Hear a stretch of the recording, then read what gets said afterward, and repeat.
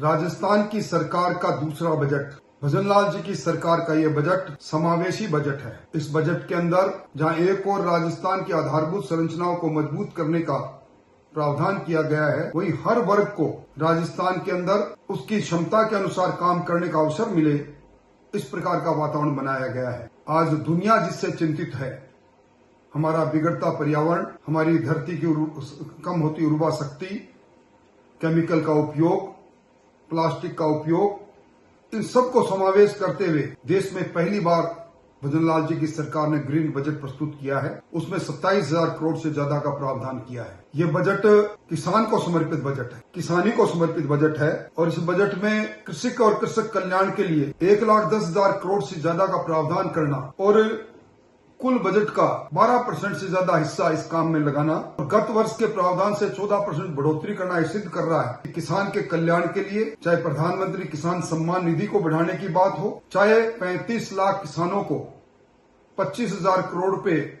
शून्य ब्याज पर देने की बात हो, चाहे उन्नत किसान के लिए पोली हाउस से लेकर माइक्रो इरिगेशन के अंदर बढ़ोतरी की बात हो, हर क्षेत्र में भजनलाल जी की सरकार ने जो वादा किया उन वादों को पूरा कर रही है। राम सेतु परियोजना अब धरती पर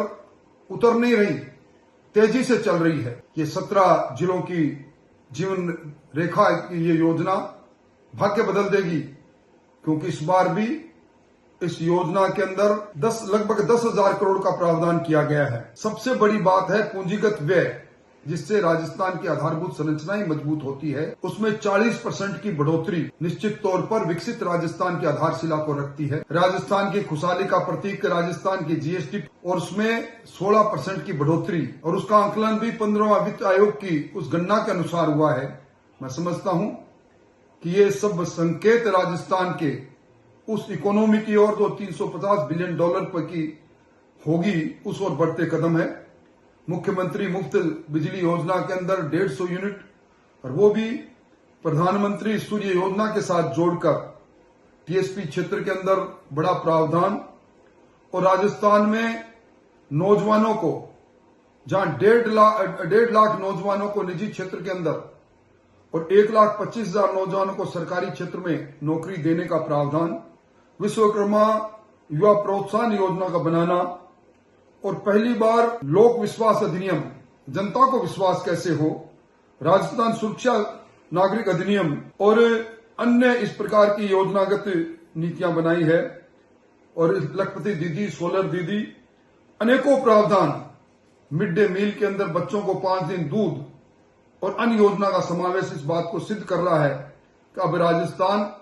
हर क्षेत्र में आगे बढ़ रहा है। राजस्थान के सड़क तंत्र को मजबूत करने के साथ साथ हमारी अरावली, पहली बार अरावली को सुंदर बनाने के लिए ग्रीन अरावली की पर्वत रेखा हो, इसके लिए प्रावधान किया गया है।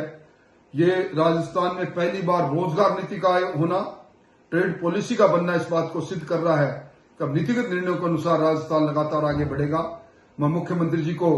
इस दूसरे बजट के लिए हार्दिक बधाई देता हूं।